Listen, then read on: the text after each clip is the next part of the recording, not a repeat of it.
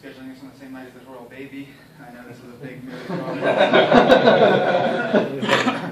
Don't worry, I got updates. Anybody missing? Was it a boy or a girl? Boy. Boy? All right. There you go. Would have been an heir either way. They changed the law in 2011. Nice. Now I know my British monarch rules. All right, so tonight we're going to talk a little bit about Go and Rust. I would call this an intro talk. This is going to be, if you've never seen Go and Rust before, you will have seen it when you left. I'm going to go over some basic syntax.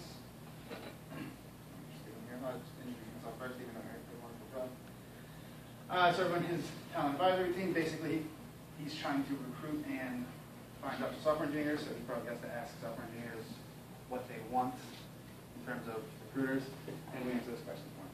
Pretty much the gist of that. We're going to talk about software as a service solution to track, manage, maintain, and rank portable physical assets. Sounds exciting, right? But it's pretty cool place to work. They let us do almost anything we want, so that's pretty nice. All right, so today's agenda, we're going to cover Go first. We're going to talk about basic syntax and concurrency. We'll switch into Rust, talk about a little bit of basic syntax and concurrency. Then we'll talk about in the wild where it's being used, talk a little bit about open source, where it's being used with projects, and some library support. I did say this is a bit of an intro topic, but concurrency isn't necessarily an intro topic in any language. However, really talking about these languages without talking about the concurrency support or the concurrency strategies is kind of pointless. That's the reason these exist, is because the languages they seek to replace do not handle concurrency in a way that makes it easy. All right, so what is Go? It's an open source programming language, so right now you can go download the source and hack at it if you want. It makes it easy to build simple, reliable, and efficient software. Developed at a team by Google, including Ken Thompson and Rob Pike, who's very famous software, just icons. I don't know how to say it. And it's designed to solve problems Google faces, namely rapidly building fast software that makes the concurrency, spread tasks across machines, across cores. Continue. It's expressive, concise, plain, and efficient. It's the concurrency mechanism to make it easy to write programs. We can set up multi-core network machines because of that. Involves completing machine code, yet has the convenience of garbage collection and power front-end reflection. So some of these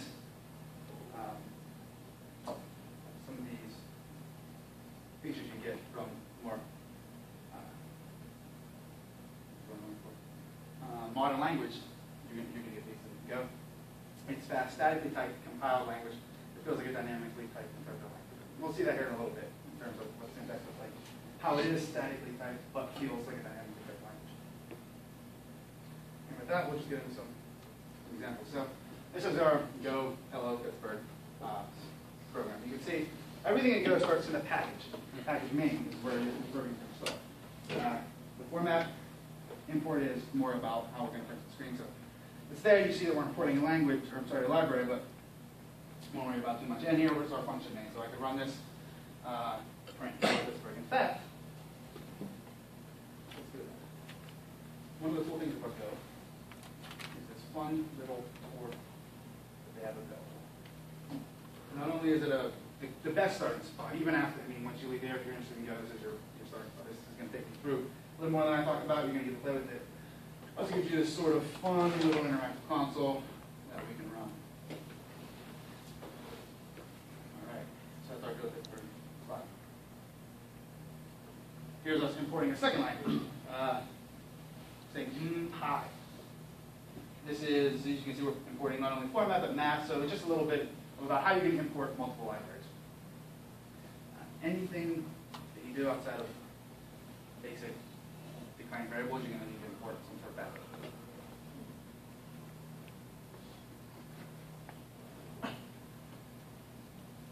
Go variables. All right, so as we see here at the beginning, there's this var keyword that we need to worry about, right? We say var x, y is an int. We don't need to tell it that x and y is an int necessarily, but we do here. We don't necessarily use var if we're inside a function, but if we're outside a function, var is an important piece of this. So on top, I'm outside of a function, I need to say var x, y here in it. Maybe I want to say var a, b, or bool, and I'm going to set you to some interesting values. Maybe if I want to start string, and you can note that there is Unicode supporting Go. So you can use any Unicode character, UTF-8, I should say. And then inside our function here, you see the Z function. It doesn't appear up top. It's an interesting way that they make it really concise. Is that I can say Z colon equals 1. And what's going to happen here is the var keyword is gone. We don't care about it. It's going to implicitly, or it's going to infer, I'm sorry, that 1 is an integer. It's going to call the Z an integer. Here we've gotten rid of our var, we've gotten rid of our type. Our code is missing words that we need to sort of parse, search through, and understand it really easily, really concise. We have an integer. Just for the sake of showing you, here's an array. We're going to say A, again, I don't inside a function, I don't get the var. A equals make sort of like you can use that anytime you're building a data structure. I'm going to say make an integer of 4. This will declare an integer of 4 small spots. Here we're going to say make an integer that has 2 portions. We're going to have an integer here that will print 2. So you can see when they talk about concise, what we're talking about is getting rid of maybe some unnecessary words that you're going to have to look at, and even if you're not really, if you didn't gloss over them, they're there. They're going to clutter up. All right, basic types. I'm not going to spend too much time on this. Pretty good. No surprise. Functions. Here I have a programming language without plenty of functions. This is the basic. Give me a max of these two variables, x and y. You can see here we're declaring the function max, and right after our parameter list is our return type. And inside there we return whatever we want. It's really simple. You'll notice when there are semicolons, I think there's another. And we're going to see a semicolon in one case, but that's just another way to keep it concise. So any questions or any comments, anything anyone needs? Yep. Quick question on the last slide. Yeah. So, can we go back one? Yeah. Sorry, 2 slides back. The question was like, you have var A at the top, and then you have A at the bottom. Are they referring to the same, or? That's part of your typo. Okay. That's Sorry. what you said. No, yeah, that is a huge typo because you make a bool all of a sudden an integer. Okay.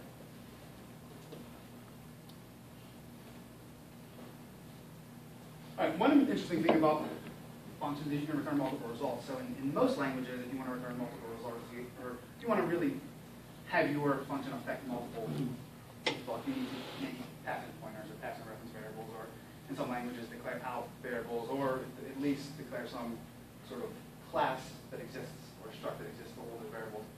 With Go, you can simply say, I want to declare a function that takes 2 strings, and I'm going to return 2 strings, and you can return those. And that's pretty basic, but the point is, you don't need to go all this overhead of declaring structs, coming up with names, in the case where you want to do some basic multiple returns.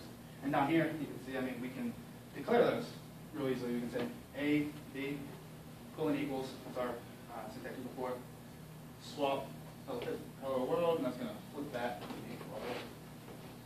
I think that's pretty useful, especially if you're going to write some small. It's always, to me, frustrating to come out writing all these overhead classes.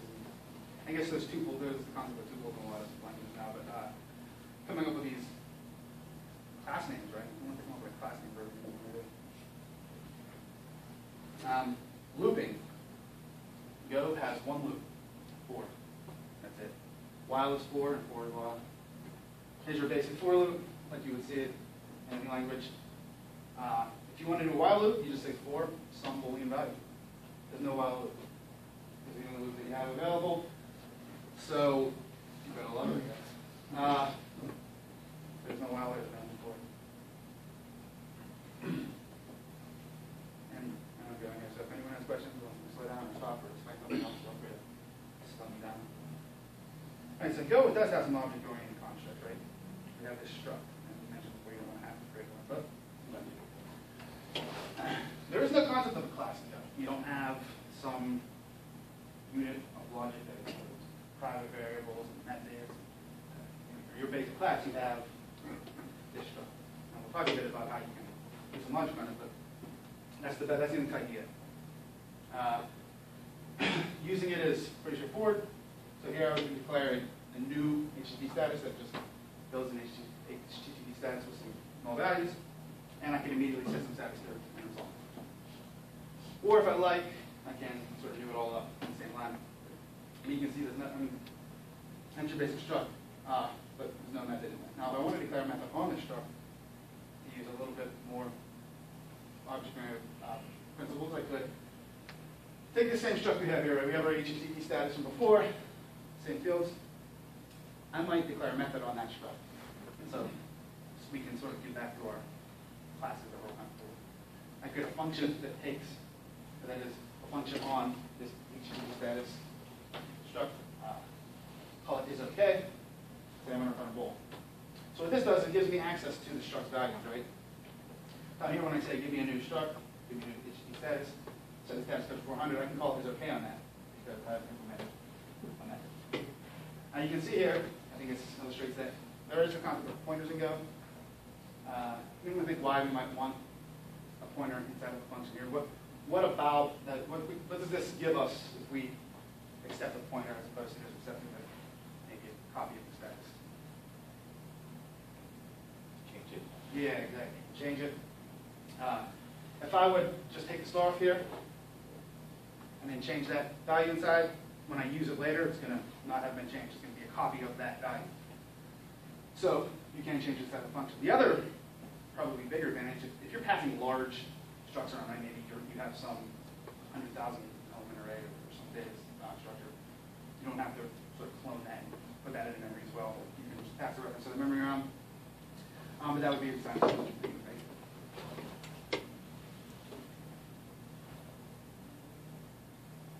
All right. So that's the basic. I mean, there's so much we can cover. But that is sort of the beginnings of Go. Some basic variable declarations, some basic classes, structs, methods. Any questions, anything up to there? All right, so concurrency. If you're writing C++ or you're writing Java or C#, concurrency can be tough, right? Like there are race conditions you have to deal with. You can get around this by trying to lock it. There are deadlocks you might have to deal with. And you can do it. I mean, people are doing it all day. People are doing it every day. You just have to make good design decisions. If you don't, you create bugs and the code start fine. So we'll talk about that, how they handle that here in a moment. But this is how you do some basic concurrency, right? If I were to print this out, a method that loops over 5 times, sleeps for 100 milliseconds, and prints. If I were to just print those 2 in a row, I would expect to see 5 worlds and 5 below. Calling, or sort of spreading this logic out among multiple cores is as easy as putting Go in front of them. Saying, hey, run this on, it's a Go routine, spread this out among the cores. If I put this both in Go, it's going to spread this out among the cores, and then come back when they're done. Here, let's take a look at this.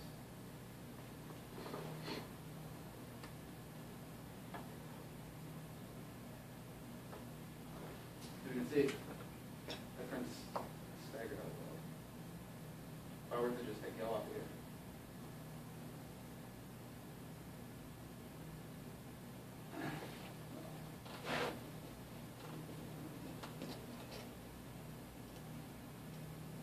So the difference is, the second time I ran it, say is going to sort of block, right? It's going to block the whole time. First time I ran it, we took Go on concurrently with the next line goes. Which is fine. Right now we're dealing with screen output, not necessarily that useful. How do you share data? That's really sort of the heart of it. So we can give us, and Go's given us this construct called a channel, right? So here I have, this is as simple as we can make a channel. You say C, that's the first time watching C, make me a channel. And what a channel is a way that I can send and receive data across different tasks. I didn't think I said this in our first part, but a Go routine is not necessarily a new thread. It's a lightweight thread. The Go runtime is generating tasks, spreading those over some cores, but it's not always a one-for-one relationship like you might if you just set up a new thread in another language. So here what we're saying is, let me start this channel, and I want to, from one task, communicate to another. So I'm going to send data to this channel that you can then receive on another task. So what we're going to do is create this channel, right? And we're going to pass it to this sumWait method. We have an A, B, we're going to sum A and B. Then we're going to wait S seconds. And when we're done, we're going to pop the result into the channel. And I glossed over this part, but a good explanation of a channel is a type conduit. A just type specific. Yeah, just type specific, right. So we declared a channel that's accepts integers and also presenters. So we're going to do, and you can do arrays. I mean, you can put any object type or any type that you can work with in general variable. You can do a channel. You want to say, hey, sum and weight 1 second, sum and weight 7 seconds. Down here, we're going to say we need two variables that accept the value for this channel. So what's going to happen here is we're going to create this channel. We're going to call this method. It's going to take 1 second to finish. We're going to call this method. It's going to take 7 seconds to finish. But we know we expect 2 values back, and this is going to block those 2 values. Is that good? Anyone have any questions on that? So what's going to happen is it's going to take 7 seconds to complete. Right? Let's take a look at this.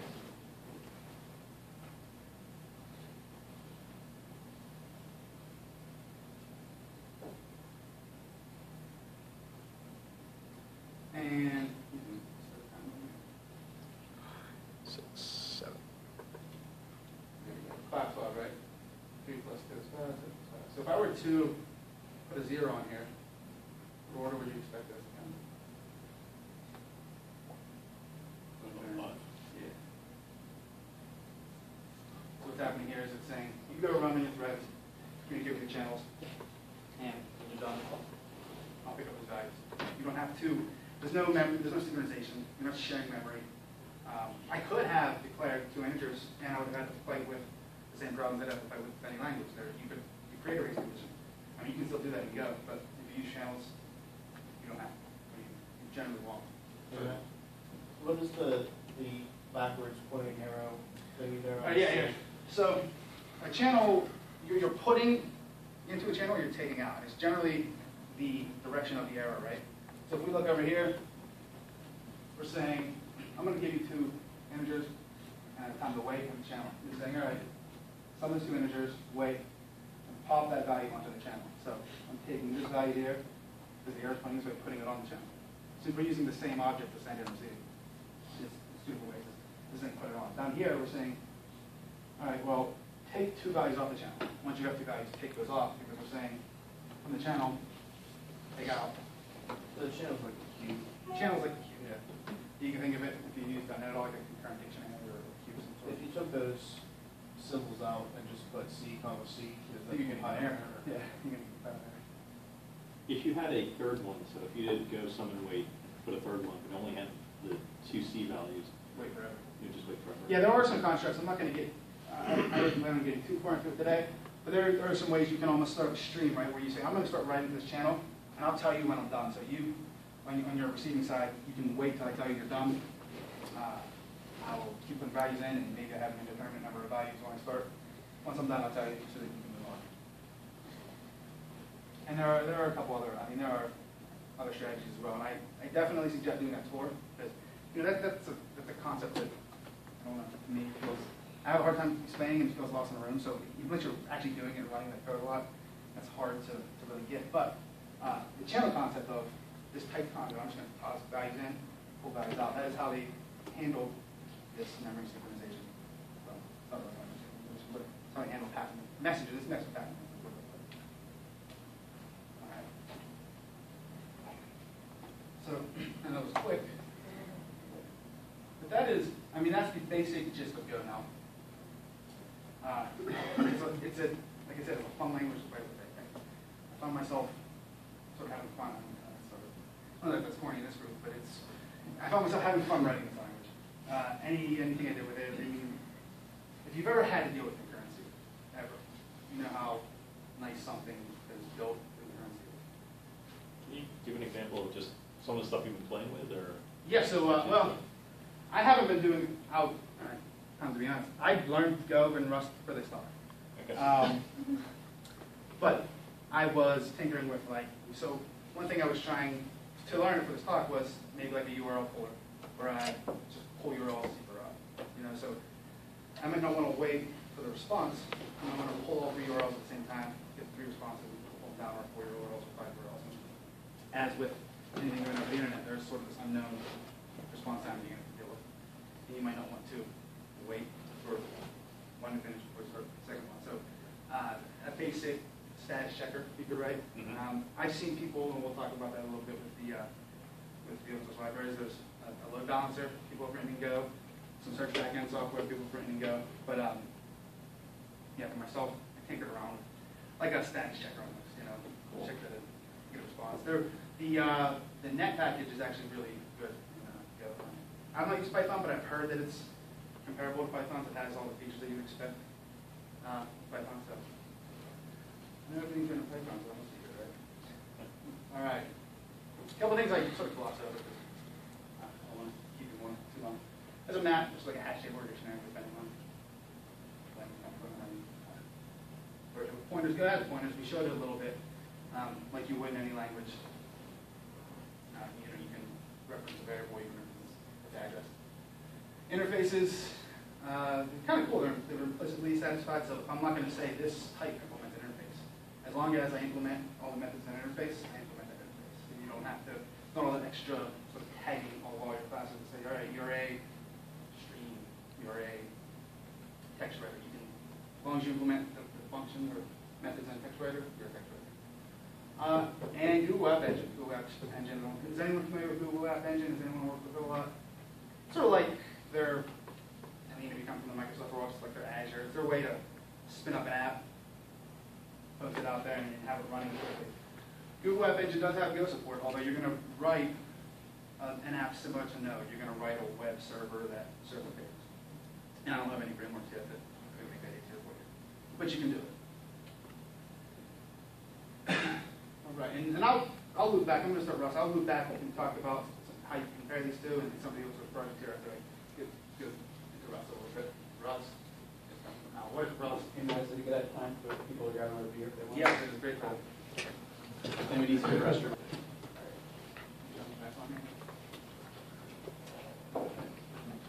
So what is Rust? Rust is a programming language for type safety, memory safety, type safety, memory safety, concurrency, and performance. Being developed by Mozilla Research. Actually, Rust was started back in 2006 by a gentleman named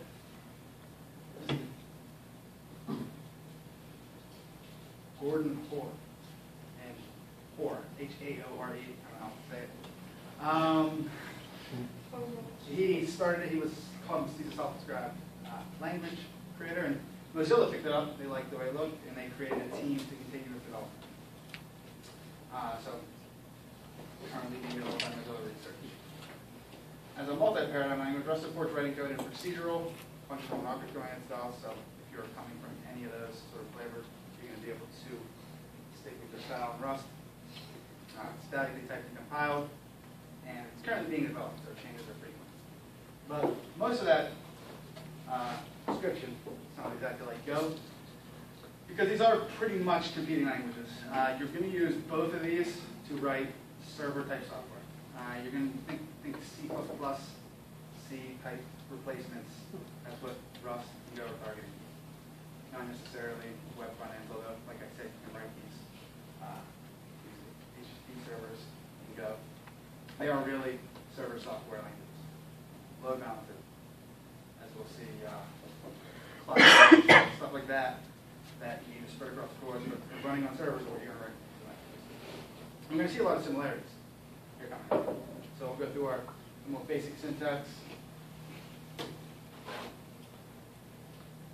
See here, it looks a bit different. Go back to our semicolons. And we're going to be calling using statements sort of like you would in languages you're more familiar with. What we're saying here is I need to use the standard crate. You see the top level library in Go is called a crate. I want to pull in the number module, then I want to pull in the apps function.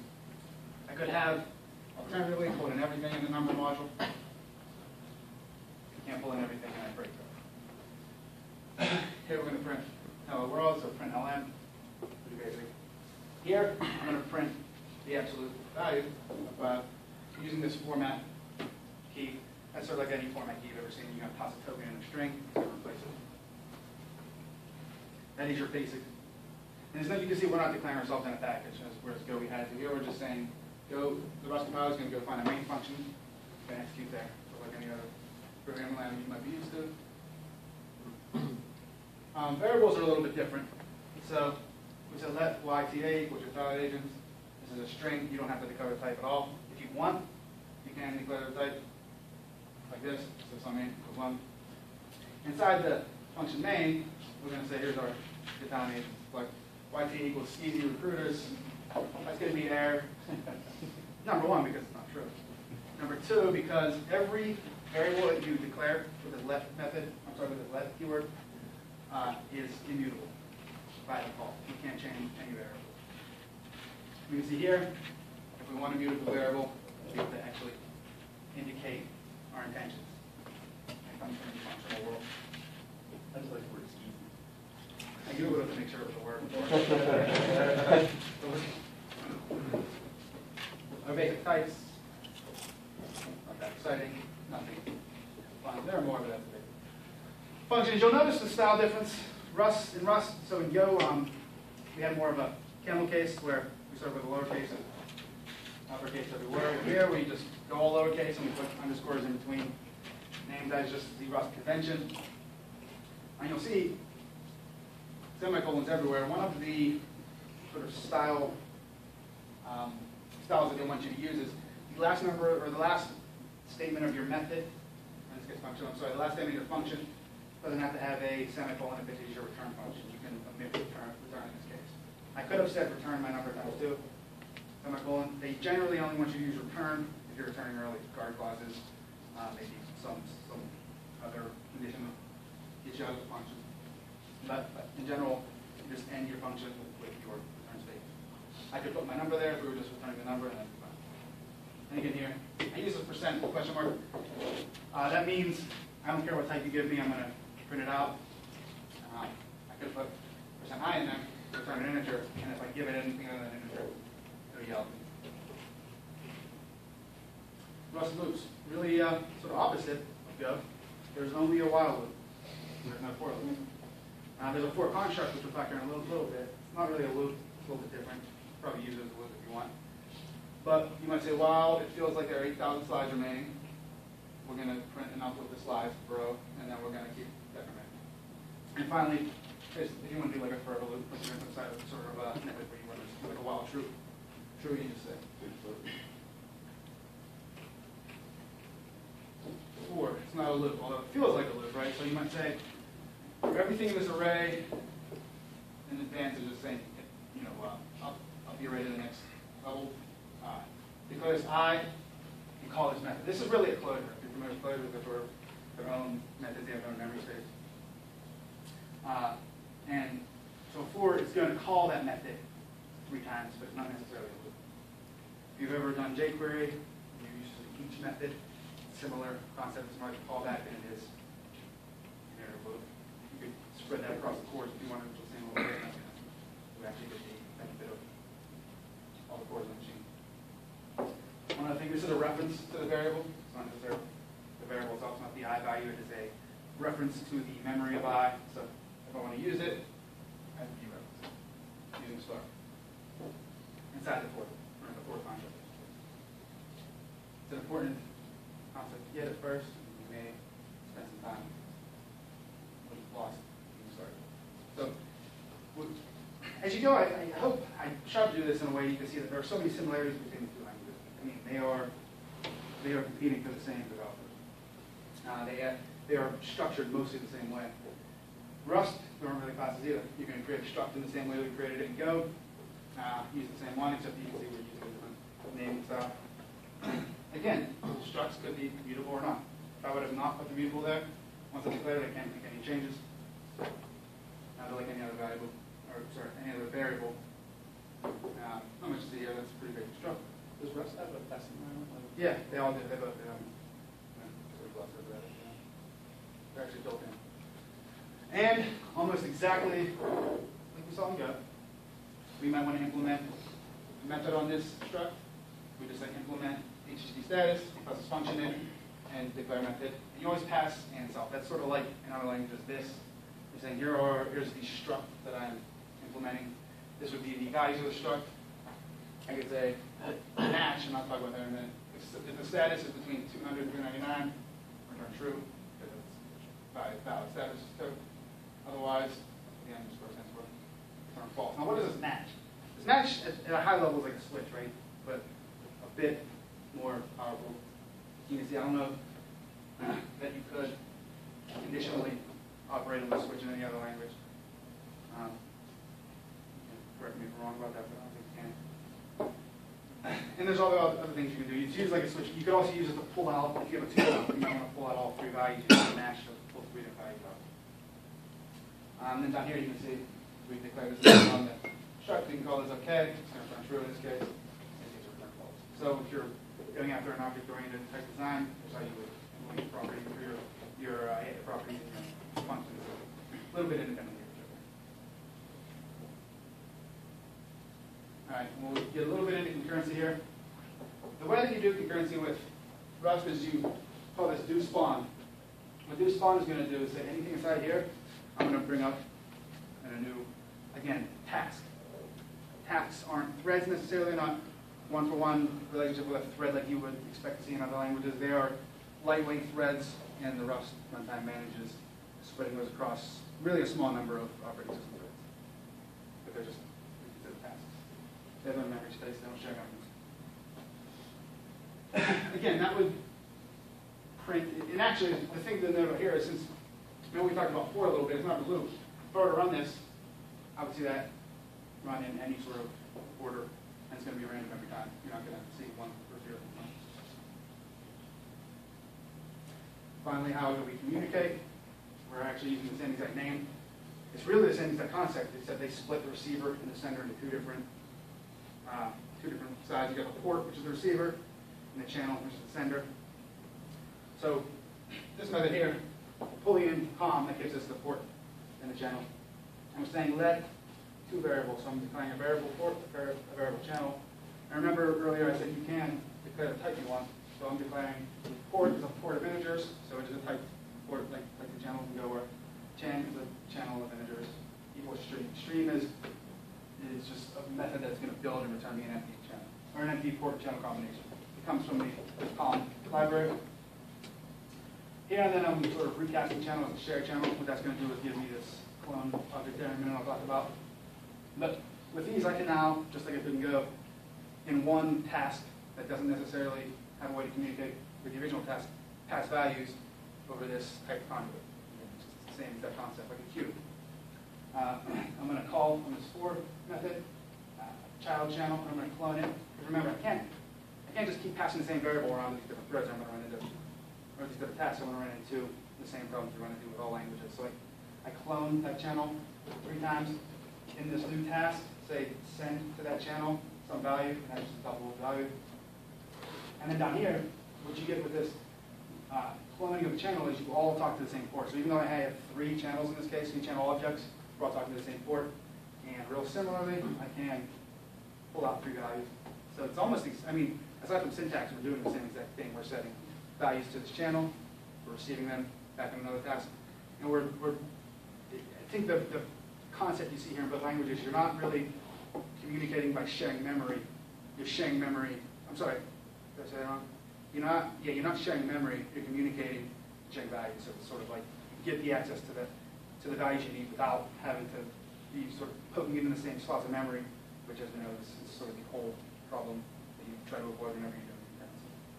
So this one also, if you remove the last port received, It's going to hang. it would hang until Yeah. Okay. Yeah, and there are methods, there are strategies to get around this having to know how many you need, right? I mean, that doesn't really work.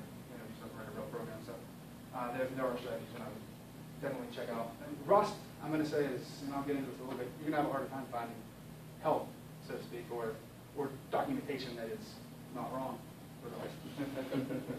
Just know. When did you say that it started? Well, so it started in 2006, where I think Go started in 2008. So it started earlier, but it was a one-man project for a long time. Not sure on how Rust or Mozilla got wind of it, but they got wind of it, they liked it, and they said, hey, we know what we're going to do, we're going to create a team to just keep going. We want to build with Rust, we want to use this as our sort of server language, and actually, I should talk a little bit about the products that are going in it. So it's actually older, Yeah. but Changing. much less far along. More volume. All right, so that's the basic intro to Rust. With all of those, I mean, if you're really interested, you're going to have to sit down, get in front of a keyboard, play with it. There's only so much that you can really pick up from some slides. So Who's using Go? Well, Google, obviously. Various different projects, including My School Time YouTube uses different Go. One of them, they also have one.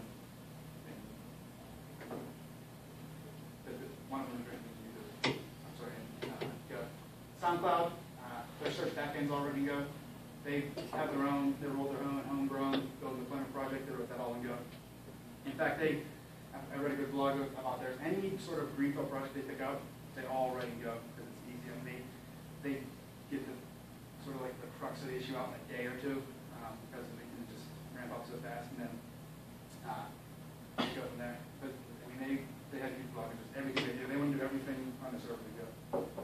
Institute for Systems Biology, they're writing cluster management software. So you can see a theme here, what people are building, right? It's all server software. Carbon Games, video games company, they're building some of the back-end game sessions servers in Go, and there are others. That's just a few examples. What I wasn't able to find is real-world examples of who's using Rust. I really want. I'm not sure. There may be some. I couldn't find any. Mozilla is. They're actually building the Rust compiler in Rust, and the server browser, which is their big sort of their big task right now. They're big, but they're really marching towards. They're just written all in Rust. Open source, I figured I would just show some Go GitHub. We can see here, if you scroll down this list, it is a bunch of actual products. Well, not products, but projects that are, they exist to do something, right? We can see messing around that point. Struct tag parser, very basic file-based event store, a game, currency limits, there are load balancers. I think I saw a REST API sort of harness in Go. And again, when we come over to Rust, you're going to see mostly forks of Rust because it's just there's not a ton that you can do. So, I would, if you're really interested in any of these languages, I would just go pick one of those projects up, download it, and start hacking around with it.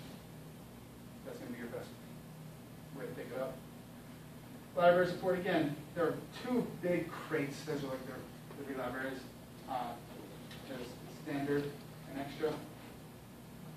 And there is a lot for Rust. I mean, there is a lot of support. I know I'm saying it's not for long, but there's plenty you can do if you're willing to, one, really dig in and take your time and fight through the, not fight through, really parse through the documentation, and two, change it because it is changing. Modules move from extra to standard and back and forth between versions. Right now, a lot of documentation you find is going to reference one library, but that module is no longer in the library. So here, I mean, you see there's a fair amount of libraries, but Go has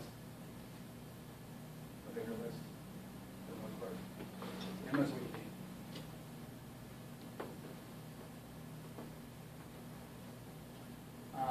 Finally, some resources. Go, if you're interested, I would go to golang.org. It's really designed well. They have a tour which is interactive. You can write code at the tour. There are exercises.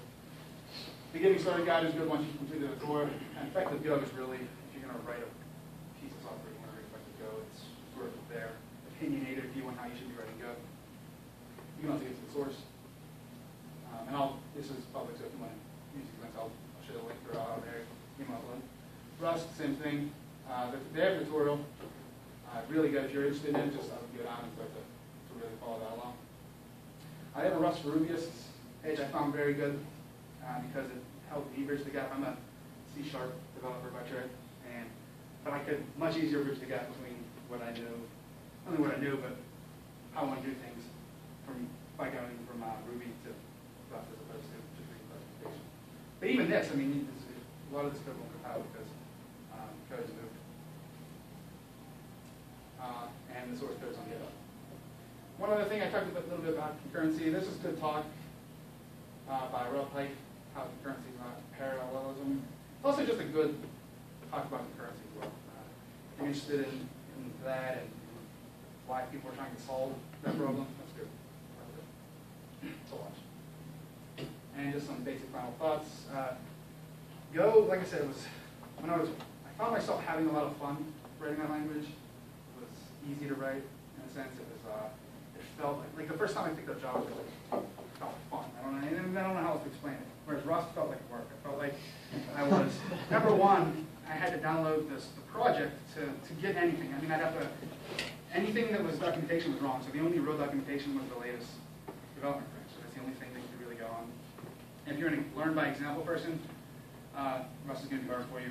Whereas Go is, there's tons of examples, there are a ton of projects you can look at on GitHub. That's not to say Rust isn't good. Obviously, there are plenty of really great people at Mozilla writing it, using it, making it better. I think it's just much earlier on. If you get the stock in a year, you might see a completely different tune. They're both going to perform. They both perform not as well as C++ right now, but if you would take all the memory, concurrency, precautions in C++ that you don't need to take in Go, it's going to perform up to par. And like I said, at this point, if you're sitting in, I'd say download something and start building with it. And that's all I have. I'm moving. Any questions? Would it make sense, could you pull up some of the open source like Go projects and just take a look at some of the code, what people have done, like just any of the ones that look interesting? I'm just seeing something on the ground. Just I don't know if you can like compile them or run them using that test environment or not, or how they set up. So if you were going to pick today, though, I'd pick Go. I mean, number one, if I was going to start a project today, I would find myself much more likely to want to write something in Go as opposed to Rust. Not only because I struggle more with Rust finding help, but I think I'll look forward to it more when I'm doing it. So I'm done working, I have to go pick up another language. I feel like I would almost dread picking up Rust. so flipping the other question, like comparing, you like Go over Rust, that's cool. Would you trust, would you write something new, like if you're starting a new project, it's something, I mean, you got learning curve, I get that too, but like, is it feel like a robust enough language or material that you'd be? Yeah, I wouldn't hesitate to write it in Go at all. At first I thought, it almost feels like, when you first pick it up, I hate to say this, but there's no, it just feels like VB almost, like old VB at first. And I hate saying that because it's a terrible thing to say. But once I started really playing with it, well, the concurrency part, I mean, in the channel, the whole concurrency mechanism, if you go into some advanced concurrency topics, how they suggest you do concurrency with it, there's two basic concepts of there's Go routines and the channels you can do with that you may not be thinking of right now. You know, once you sit down and someone shows you, here's some sort of concurrency pattern you can use. It's actually really easy. I mean, someone decided to deal with it, and just seems like it's a more fun language to me. And yes, it would be. I don't think you run into limitations of what you're trying to do that you wouldn't in most of the languages. Has Mozilla said anything about Rust? Would they expect it to be stable or something? Yeah, no, I think it's, I don't know that it's not. I mean, it would work. If you would write it, if you wrote a program in Rust today, it would work and it would perform, but the next version of Rust, you're probably going to be changing things. So, I don't know, I would have to think that it's going to be pretty similar timeline to the server browser. I mean, they're writing the browser in there.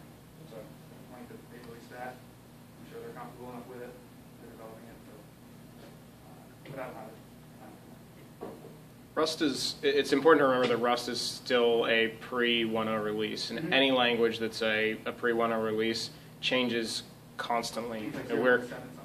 Exactly. We're in the Rust community, or really I should say the Rust language itself, is where Ruby was in the late 90s. It's still under heavy development. I think Ruby hit 1.0 by then. But think of anytime you're building a software in a pre-1.0 language, you're kind of building an airplane in mid-flight while the tools are still being worked on. You're getting they're building you a pneumatic hammer while you're building an airplane. It's very, if you like to sort of be on the ground level of that, if you want to really get down, you have to look at the code to have to look at the source to figure out what you have to do. And some people I know are sort of into that. Rust would be actually probably a better tool for you if you really are into that, but they are. Have you seen any support to database? Like database applying? I don't know, let's take a look.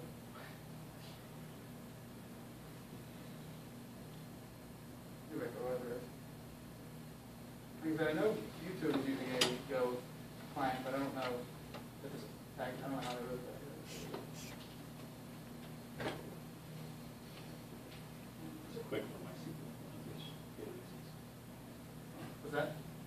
It's about halfway down. There you go, SQL-like databases. So that was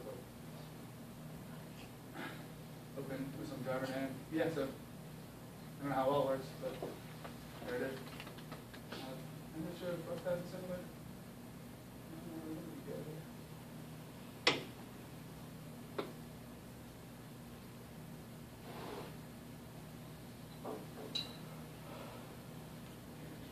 Yeah, I think it'd be an extra. I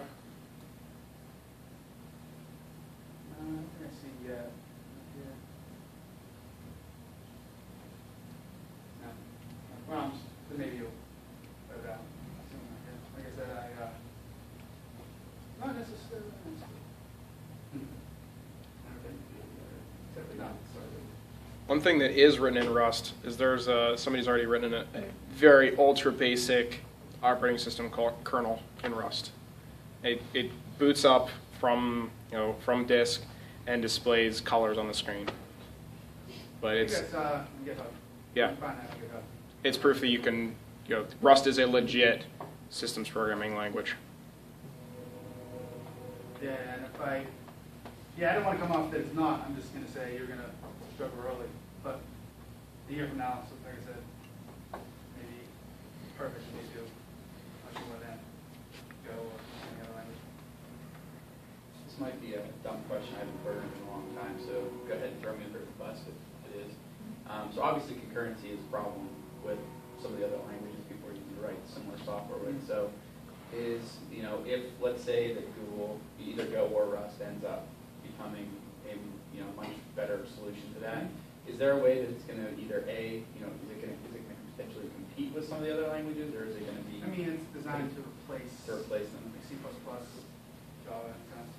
It's sort of all right, C++ is good, but it's harder to build products in, so let's come up with a language that performs similarly, but handles some of the problems that they didn't think can handle cleanly in some of the other languages, the problems that they didn't have when they designed the languages.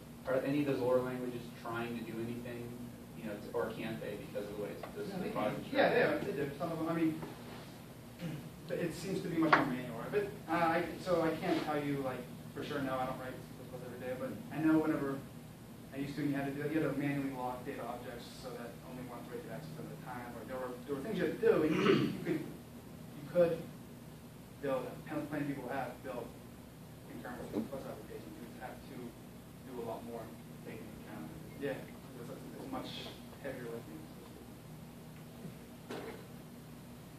So you said Ruby might be a good place to come at Rust from. Is there a good place to come at Go from? It felt sort of like JavaScript in a sense. I don't know. Yeah, until I have not done a whole lot of Python, so I can't say that. But that was in Python. Yeah. A little bit more type. Yeah, and I only came. To me, a good part of what Ruby was trying to do, and then convert that to Rust. And they were the website that was doing that for me. So that's why I said that. I don't know that it's like Ruby or it was easy for me to make the transition from the Ruby examples to Rust and just reading code source.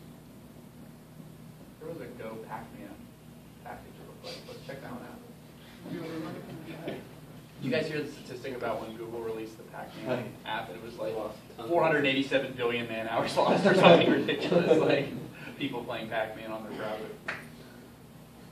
Thanks, Google. I had fun with it. I added some of those hours. Well, of course they blocked it at Google. Yeah, of course, man. I know, I saw it. Go man. Go man. And yeah. That's actually interesting if they do like this. I wonder if they actively, let's copy Python, because we like Python people. It probably did. Yeah. Yeah. I think, Dennis Ritchie was the C guy. Yeah. right, they said, they sort of said, someone I was reading, said they imagined Go as being hooked up by someone taking the founders of B and eventually became C, putting them in a room and saying, all right, with everything you know now, what if you could redesign it? That's sort of what Go became. I mean, Ken Thompson was sort of the father of that.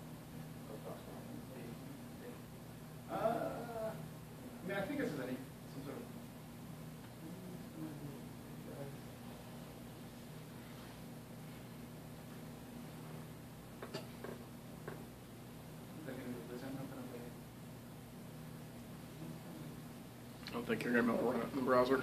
Seems a bit more complex. Do they have a doc site? Or?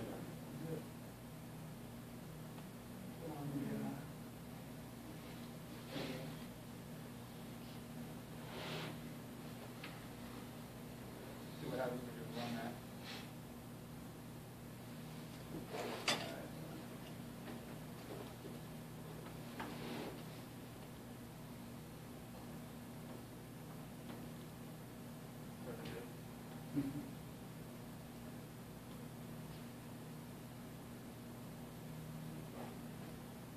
Let me do that again. On a port over there. Why do you use your mouse? No, it's not. I learned that. Well, I just walked away when you use it. See if we can get that up. Kind of you can monitor your first when you're trying to drag to the left and it's on the right. Like this one? Yeah.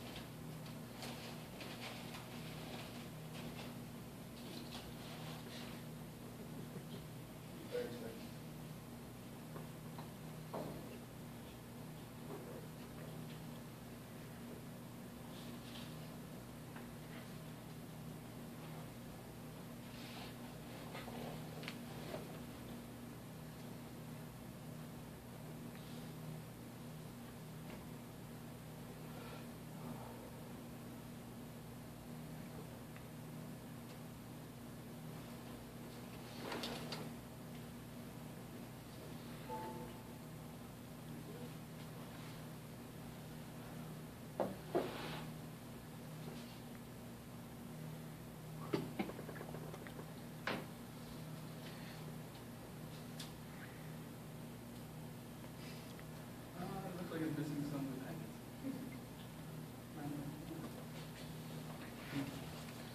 So, Come on, Bill. All right. okay. Try. You probably get out of it. Right, People read it. yeah. I'm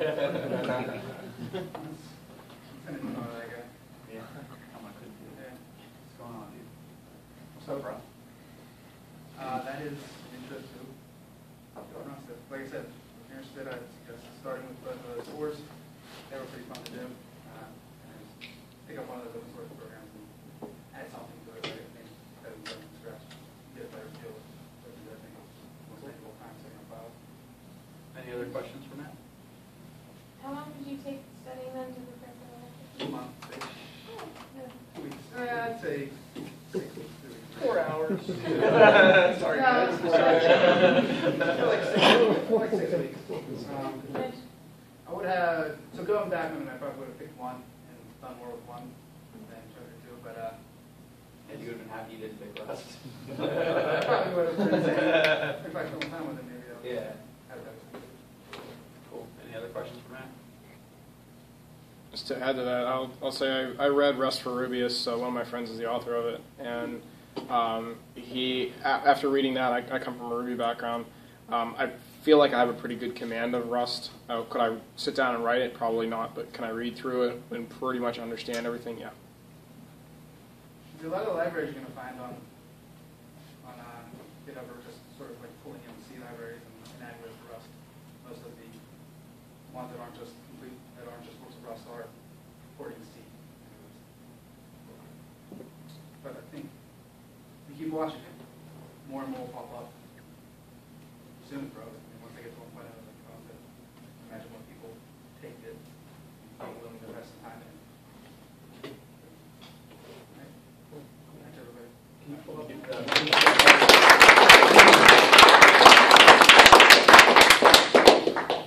that presentation I have? I'm hoping I can just skip to the last couple of slides. Watch it now. We'll get through it for you. All right. There you go. It's a really quick refresher. Yeah. Remember all that stuff? It is, yeah. They already saw this and they don't care. I'm just kidding. A little further. There you go. Right there. Cool. All right. So anyways, part of what I'd like to do before we wrap things up is, first of all, like I said, I'm glad you guys came. I hope it was informative. I hope it gave you a little bit of an insight into a couple languages you might not have seen or used before and kind of where you can start looking at it. We want to keep doing these. We were thinking maybe once a month.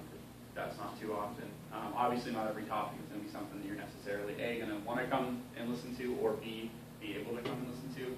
But we want to make this driven by the group. So if you guys like, if you're one and done, then hey, that's totally cool. But if you'd like to keep coming, we'd love to have you guys help to drive the future topics. At this point, my plan is that the speakers are like Matt, like Colin, people in the group. So if you've ever wanted to pick a topic, either A, that you're passionate about, or B, that you really wanted to learn, and have a reason to learn it, and then also have an audience to share it with, here's your chance. I hope to grow this. We can fit 60 people in here, and I have other options if we end up, if we want to keep it, if it stays small and intimate like this, great, awesome, that's totally cool. If we get more and more people who want to come, we have other options of places we can go. So, is this location, like down here, was it okay for relatively everyone that made it? I mean, kind of central.